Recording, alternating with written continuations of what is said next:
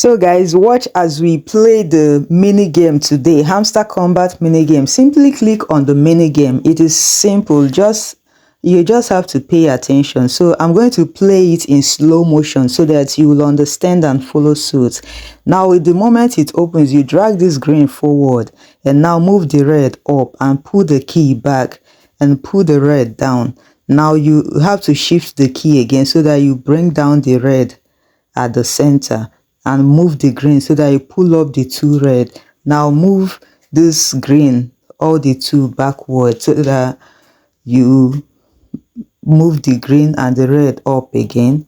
Just observe how it's played, and after this one I will leave it to play the normal way, the normal motion, so that you see how it's played live. Now watch exactly how it's played live, the speed in real life.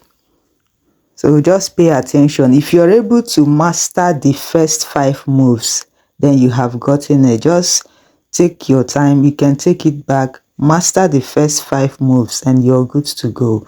You can join our Telegram channel to get to know more in all these airdrops, to get some more new airdrops and the rest of that. It's very simple, guys.